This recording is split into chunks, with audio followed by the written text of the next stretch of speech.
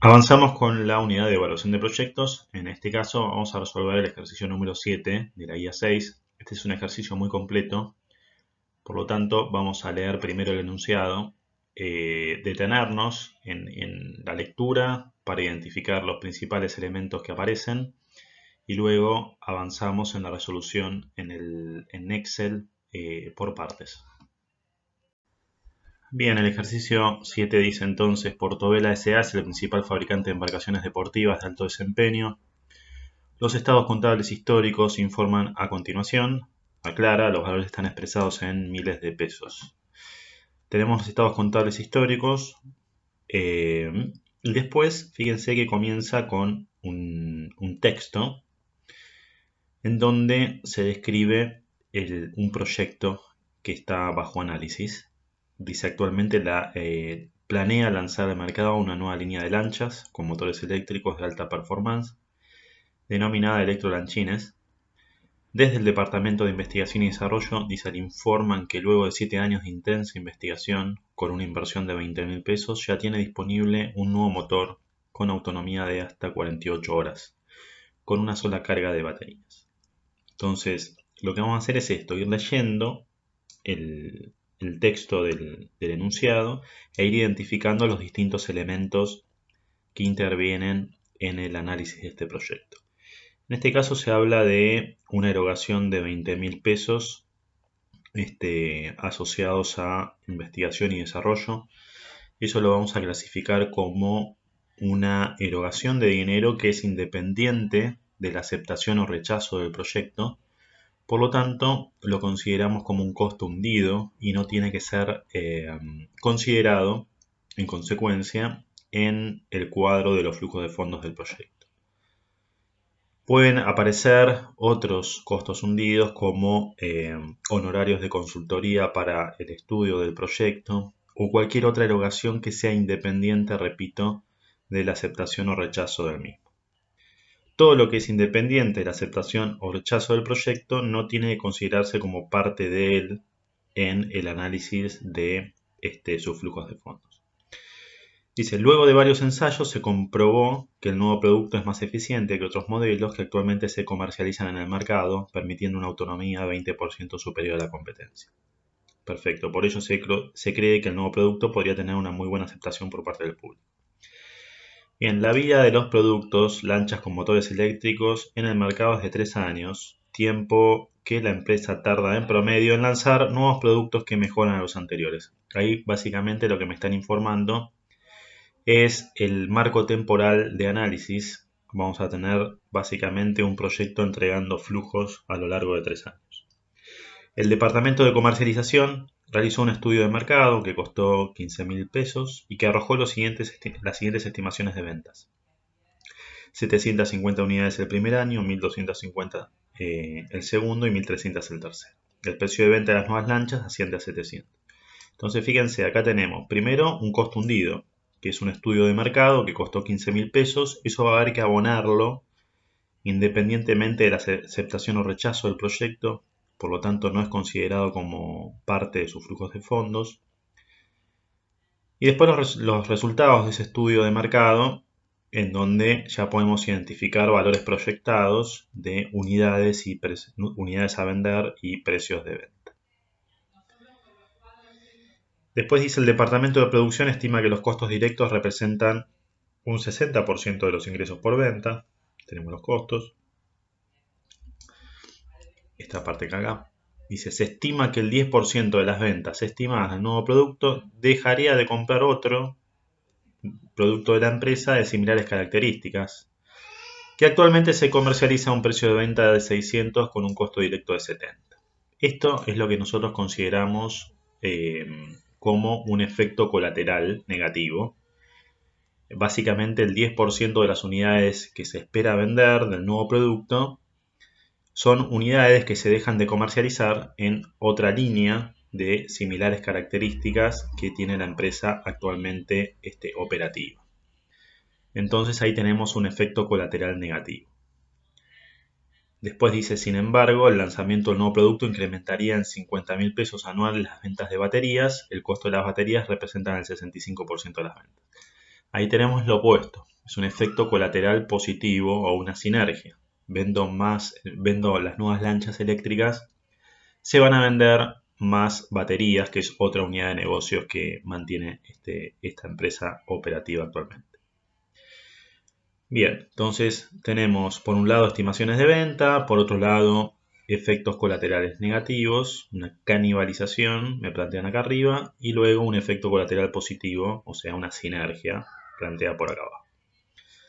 Continúo con la lectura del enunciado. Dice, actualmente la fábrica de motores está trabajando al 100% de su capacidad, por lo tanto habría que adquirir activos fijos que se usarían exclusivamente para el desarrollo de este producto. La empresa evalúa la compra de una máquina modelo EB1500 con un costo de 250.000 pesos que amortiza en forma lineal durante 10 años y que posee un valor de reventa en 3 años, esto es finalizado el tercer año, de 100.000 pesos. Entonces se identifica acá un requerimiento de inversión en activos fijos, ¿sí? Con la compra de una máquina nueva. Ahí nos sugiere una amortización lineal en 10 años y finalizado el proyecto, al cabo del tercer año, se podría vender en 100.000 pesos. Después dice, la empresa destinaría un depósito que actualmente alquila y por el cual obtiene un ingreso de 30.000 pesos anuales netos, aclara que son netos, para el almacenamiento de las unidades terminadas. Acá tenemos lo que se conoce como un costo de oportunidad. Afecto un activo que es propiedad de la empresa al proyecto, ¿sí? Hay un depósito que es propiedad de la empresa, lo afecto al proyecto. Este depósito lo estaba alquilando y me permitía obtener ingresos netos por 30.000 pesos anuales. Al afectarlo al proyecto voy a dejar de percibir ese alquiler, generándose ese costo de oportunidad que es el alquiler que dejo de percibir. Bien, continúo, dice el ciclo operativo de la empresa es de 30 días, los días de cuentas por cobrar ascienden a 15, los días de cuentas por pagar a 40. Acá vamos a hacer una modificación, en vez de 40 vamos a poner 20, y esto lo modifico ahora cuando avancemos con el Excel. Dice, consigue las inversiones en capital de trabajo para el proyecto por todo concepto desde el momento cero con un recupero del 100% invertido del último año. Por lo tanto, acá nos da información respecto de las políticas de gestión del capital de trabajo en el marco del proyecto. Por otro lado, para el lanzamiento y promoción del nuevo producto se deberían gastar en publicidad 30.000 pesos al inicio, esto es en el momento cero, y 25.000 pesos durante el segundo año. Tenemos gastos de publicidad. Después sigue, dice, usted como gerente financiero debe recolectar la información y mostrar el resultado financiero proyectado. Para realizar este estudio necesita contratar un consultor con un costo de 5.000. Ahí ya lo vimos antes. Tengo un costo de 5.000 pesos de consultoría para recolectar la información y mostrar el resultado financiero del proyecto. Ese costo, digamos, esos 5.000 pesos los voy a tener que abonar independientemente de la aceptación o rechazo del proyecto, por lo tanto se constituye en un costo hundido. Y finalmente me da información asociada a la estructura de financiamiento de la empresa y cómo se financiaría el proyecto. Dice, el costo actual de la deuda con los acreedores es del 8%, el valor de mercado de la deuda es de 12 millones y el valor de mercado del equity es de 15 millones. La beta de la compañía es de 1,20, la tasa libre de riesgo es del 4 y la rentabilidad del mercado es del 2. La tasa impositiva, la rentabilidad esperada, ¿no? del mercado es del 2. La tasa impositiva, la tasa de impuesto a las ganancias es del 35, el número de acciones en circulación asciende a 2 millones. Aclara, el proyecto demandaría aumentar el endeudamiento, llevando el ratio deuda-equity a 0,84. Bueno, acá tenemos una situación en donde se va a cambiar la mezcla de financiamiento, eso va a tener consecuencias en el riesgo soportado por el accionista. Vamos a tener que abordar cómo ajustar la beta de la empresa para contemplar la nueva mezcla de financiamiento y poder evaluar cómo impacta ese cambio en la mezcla de deuda equity, en la mezcla de financiamiento sobre los costos del mismo, ¿no? Sobre el costo del financiamiento en el marco del proyecto. Eso lo vamos a hacer ahora en breve.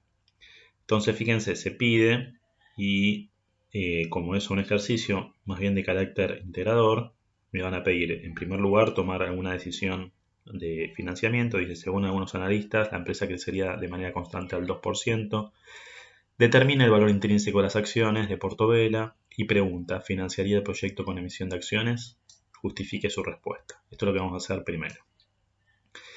Después pide confeccionar un cuadro con los flujos de fondos del proyecto. Eso vamos a hacer después. Y finalmente, aplicar los criterios clásicos de selección de inversiones sobre los flujos proyectados.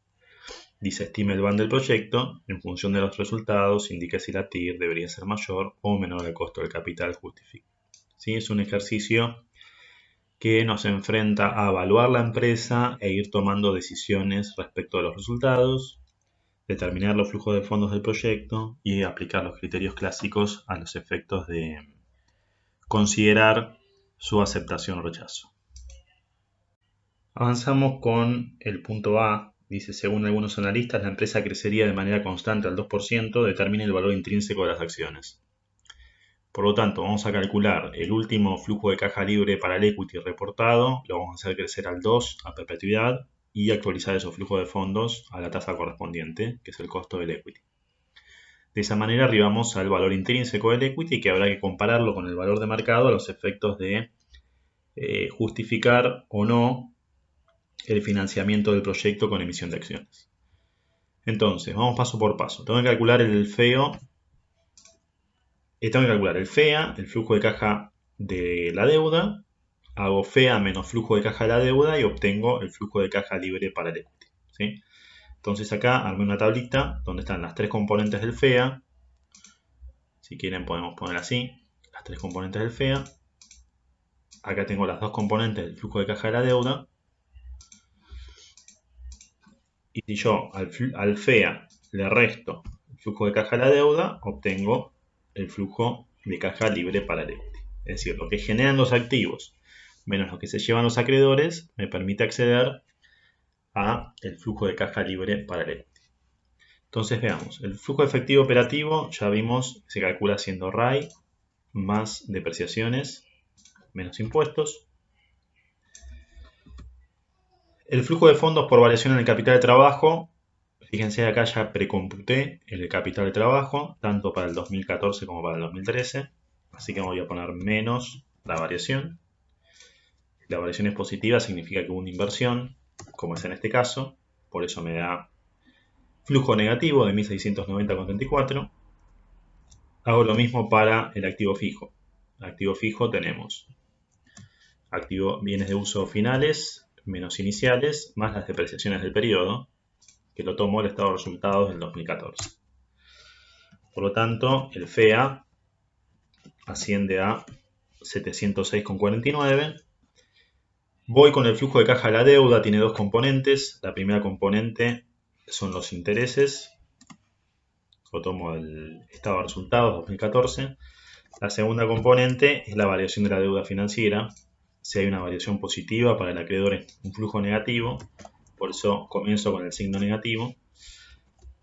Integro las dos componentes. Fíjense que llegamos a un flujo de caja libre para el equity de 1282,39. Esto está en miles según el enunciado. ¿Sí? Recuerden que todos los valores están expresados en miles de pesos según lo que aclara antes de informar los estados contables en el enunciado. Bien, ¿cómo seguimos? Tengo que determinar el valor intrínseco del equity. Por lo tanto, acá tenemos que abordar la estimación del valor intrínseco del equity con la forma funcional que ya conocemos. La voy a expresar acá para tenerla, flujo de caja libre para el equity en 0 por 1 más la tasa de crecimiento sobre costo del equity menos la tasa de crecimiento sustentable, ¿no? La de largo plazo. Esta sería la forma funcional que vamos a utilizar para poder proyectar a perpetuidad esos flujos de caja libre para el equity que crecen a una tasa constante del 2% y actualizar toda esa corriente de flujo de fondos a la fecha actual a los efectos de determinar el valor intrínseco de todo el equity. Entonces tengo que hacer flujo de caja libre para el equity. Este elemento ya lo tengo. La tasa de crecimiento me la informan en el enunciado. ¿Qué me falta? Me falta el costo del equity. Entonces yo acá volqué información que está disponible en el enunciado. Me habla del costo de la deuda, del valor de mercado de la deuda y del equity, la beta, la tasa libre de riesgo y el rendimiento esperado del mercado. Con lo cual yo puedo calcular el costo del equity haciendo tasa libre de riesgo más beta por la prima de riesgo del mercado. 12 menos 4%. Esto me da un... Ahí está, 13,60. Entonces ahora sí puedo abordar esa ecuación. Hago flujo de caja libre para el equity por 1 más la tasa de crecimiento sobre costo del equity menos tasa de crecimiento. Este es el valor intrínseco del equity. Esto lo puedo multiplicar por 1000 a los efectos de, como está en miles, a los efectos de escalarlo y poder visualizar el valor completo. El equity tiene un valor de 11.276.187 pesos con 93. Esto está en miles. Acá ya hice el ajuste. Por lo tanto, si quiero determinar el valor intrínseco por acción, divido el valor intrínseco del equity por el número de acciones, que son 2 millones. O sea que el valor intrínseco por acción es 5,64. ¿Sí? Acá dividí por 2 millones. Bueno, ese es el valor intrínseco, es el valor que utilizaría de referencia en una negociación. Según el enunciado, el valor de mercado del equity, está acá, está en el enunciado, es de 15 millones. Por lo tanto, valor de mercado por acción, tomo los 15 millones y lo divido por 2 millones de acciones que hay en circulación. ¿Sí? Estos son 8 pesos, 7,50. Por lo tanto, en el mercado se están negociando a 7 pesos con 50 y las acciones tienen un valor intrínseco de 5,64. Conclusión. Si el mercado paga más de lo que valen las acciones, podría ser atractivo emitir acciones para financiar el proyecto. ¿Sí? Esa sería la conclusión. Cuando el mercado está dispuesto o está pagando más por las acciones de lo que valen para nosotros, la emisión de acciones se constituye en un vehículo atractivo para financiar proyectos que típicamente tienen consecuencias en el mediano o largo plazo para la empresa. Avanzando con el enunciado, ya encarando el punto B, que dice confeccione un cuadro con los flujos de fondo del proyecto. Bueno, acá lo que hice fue, de alguna manera, ir volcando los datos que ya leímos anteriormente sobre las ventas proyectadas en unidades, 750, 1250 y 1300 respectivamente, para el año 1, 2 y 3. Los precios de venta son 700 pesos para cada uno de los años. El enunciado me dice que tenemos costos directos de venta del 60%. Me habla de gastos de publicidad de 30.000 para el momento 0 y 25.000 para el periodo 2. Fíjense que arriba están identificados los años y periodos. Después me hablan de un efecto colateral negativo. Hay una merma en las unidades vendidas de un producto de similares características que la empresa comercializa al 10%, con un precio de venta de 600 y un costo directo de 70. Y además hay un efecto colateral positivo, o sea, una sinergia, que se traduce en un aumento de ventas de 50.000 pesos, con un costo directo de 65. Otros datos que tenemos: activos fijos por 250.000 pesos es la inversión en la máquina, con una amortización en 10 años y un valor de reventa en 3 años, o sea, al finalizar año 3. Tenemos costos de oportunidad, estos están netos de impuestos. Son los alquileres que dejo de percibir por el depósito que voy a afectar al proyecto. Y tenemos los datos del capital de trabajo. me informan los días, me dicen días de inventario 15, cuentas por cobrar 15 y cuentas por pagar 20 días. Les dije yo hacer una modificación ahí, el enunciado dice 40, pongamos 20, con un recupero del 100% al vencimiento. O sea que estos son los datos ya plasmados acá en el Excel para tener una hoja de trabajo más cómoda y ordenada y no tener que cargar a mano después en la hoja de los flujos de fondos dato por dato. Una vez que volcamos los datos, armamos una tabla. Esto ya lo comenté en la clase pasada, en donde en el encabezado de la tabla identificamos los momentos y periodos que intervienen en el proyecto, después los conceptos que integran el flujo de caja libre para la firma, que es el que tomamos como base, y aquellos conceptos que están vinculados al proyecto específicamente, como pueden ser los efectos colaterales y los costos de oportunidad. Bien, para completar la tabla, fíjense, empezamos con el estado de resultados que tengo arriba. Para el año momento 0 no tenemos ventas, así que ya empezamos por los periodos 1 a 3. Hacemos, fíjense, si uno tiene la hoja de Excel con los datos volcados, de enunciado volcados, puedo ir arriba así, hacer 750 unidades por 700 pesos y automáticamente me estima el volumen de ventas. Esto está vinculado a las celdas que están arriba. ¿Sí? 1250 unidades por 700 y 1300 unidades por 700. ¿Para qué? ¿Por qué armo la hoja de cálculo así? Porque si uno vuelca la información primero en tablas y después armamos una hoja para estimar los flujos de fondos en donde vinculamos con los datos de las tablas de arriba, vamos a poder abordar lo que se conoce como un análisis de sensibilidad.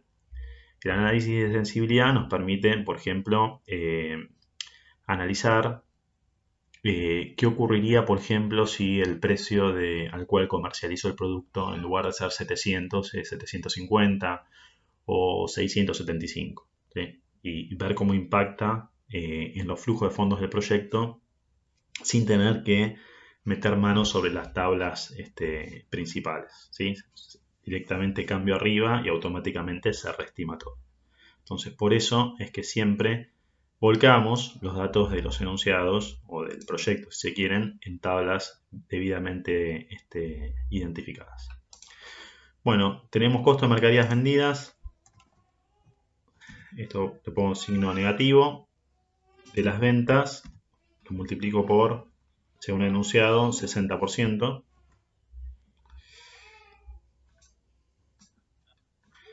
Llegamos a un resultado bruto de 210, 350 y 364 respectivamente. Después vienen las depreciaciones. Para identificar las depreciaciones, básicamente tengo que reconocer cuál es la inversión en activos fijos. Por lo tanto, acá, en el momento 0, es donde vamos a tener la inversión en activos fijos. Esto va a ser un flujo del orden de los 250.000 pesos, que es lo que establece el enunciado. Y esa inversión se va a amortizar en 10 años. Por lo tanto, me posiciono acá, donde dice depreciaciones. Tomo la inversión en activos fijos, dejo fija esa referencia, lo divido por la cantidad de años que se amortiza. Son 25.000 pesos por año. Fíjense que 0 es el momento 0 y 1 es el periodo 1, es todo lo que ocurre entre 0 y 1. Por lo tanto, acá estoy contemplando año de alta completo, la amortización, y si bien finaliza el tercer año el proyecto y considero la amortización en el tercer año, el recupero lo vamos a estimar recién para el cuarto año. ¿Sí? O sea que el año de baja no amortizamos esta maquinaria. Vamos con los gastos. Gastos de publicidad. Tenemos acá arriba 30.000 pesos para el momento 0 y 25.000 pesos para el año 2. Arribamos a un RAI entonces que va a ser la integración del resultado bruto hacia abajo de todos los conceptos.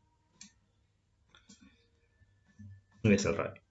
El impuesto, según el enunciado, es una alícuota del 35% sobre el RAI. Por lo tanto, acá tengo un ahorro fiscal, momento cero. Y después, para los periodos subsiguientes, tengo un impuesto a pagar de 64.750, 105 y 118.650 respectivamente. Resultado neto, tenemos estos valores. Vamos con el feo. Flujo de efectivo operativo, hacemos resultado neto, le sumo aquellas partidas que no representan una salida de dinero, en este caso las depreciaciones.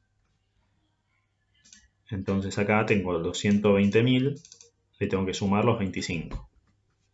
Me da 145. Le puse el signo negativo porque acá ya está en la tabla con el signo negativo. Bien. Por lo tanto, este es el flujo de efectivo operativo estrella, ¿sí?, del proyecto para cada uno de los años. Debajo, recuerden que teníamos las inversiones en activos fijos y capital de trabajo, inversiones y recuperos. Para el activo fijo tenemos una inversión de 250.000 y en el año 4, como dije antes, tenemos el recupero. ¿Cómo hago el cálculo del recupero? De la siguiente forma. El valor de origen son 250.000. Ahí está, 250.000. Las amortizaciones acumuladas son 3 años de 25.000, son 75.000. Por lo tanto, el valor residual contable, es decir, lo que contablemente vale mi máquina al finalizar el tercer año, es de 175.000 pesos. Esto tiene un valor de reventa, según el enunciado, de 100.000 pesos. Por lo tanto, si tengo un activo fijo que contablemente vale 175 y lo vendo a 100, esto me lleva a reconocer un resultado negativo por la venta en el orden de los 75.000 pesos. Es un resultado contable. Ese resultado contable me va a traer como consecuencia un impacto fiscal que surge de multiplicar la alícuota del impuesto a las ganancias por el resultado. Se traduce en este caso en un ahorro fiscal de 26.250. El ahorro fiscal surge porque el resultado es negativo por la venta de la máquina, porque la máquina está registrada en mis libros a 175 y la estoy despachando por 100.000. ¿Qué voy a considerar como flujo de fondos de recupero? Los 100.000 del valor de reventa más el impacto fiscal asociado a esa venta. O sea que tengo como flujo de fondos de recupero 126.250 pesos. Aquí en el periodo 4. ¿Sí? Una vez finalizado el proyecto, nos desprendemos de la máquina. Continuamos con el capital de trabajo. Para el capital de trabajo tenemos que armar una tabla aparte. Tengo por acá los siguientes elementos. Fíjense, primero hay que calcular el capital de trabajo requerido. Capital de trabajo tiene 3 elementos: inventarios, cuentas por cobrar y cuentas por pagar. Vamos a tener que calcular el capital de trabajo requerido para cada una de estas partidas. Y una vez que tengamos debidamente identificado cuál va a ser el volumen de inventario, cuál el volumen de cuentas por cobrar y de cuentas por pagar, de esa manera vamos a poder concluir cuáles son las inversiones o desinversiones asociadas al capital de trabajo neto para cada periodo. Entonces comienzo con los inventarios. ¿Cómo hago para proyectar los inventarios requeridos para el periodo 1, 2 y 3? Nosotros vimos en la materia estas fórmulas que puse acá a la derecha, que con los días de inventario podemos caracterizar la política de gestión de inventarios y que después esos días los podemos usar en la proyección del inventario requerido, por ejemplo, en el contexto de un proyecto. ¿Cómo hago para estimar entonces los inventarios requeridos en el contexto del proyecto? Tomo el costo de las mercaderías vendidas proyectadas, lo multiplico por los días de inventarios y divido por 365. Entonces tomo, acá voy, el costo de las mercaderías vendidas proyectadas, este está acá, lo multiplico por los días de inventario, 15 días, dejo fija esa referencia, lo divido por 365. O sea que tengo un requerimiento de inventario de 12.945 pesos con 21 para el primer periodo. Si hago lo mismo para el resto de los periodos, estos son los valores requeridos. Para las cuentas por cobrar, si quiero determinar cuál es el volumen de cuentas por cobrar en un periodo proyectado, se acuerdan que hacíamos ventas proyectadas por días de cuentas por cobrar sobre 365. Entonces acá hago lo mismo. Vamos a ventas proyectadas, ya las estimamos, acá, por días de cuentas por cobrar, dejo fija esa referencia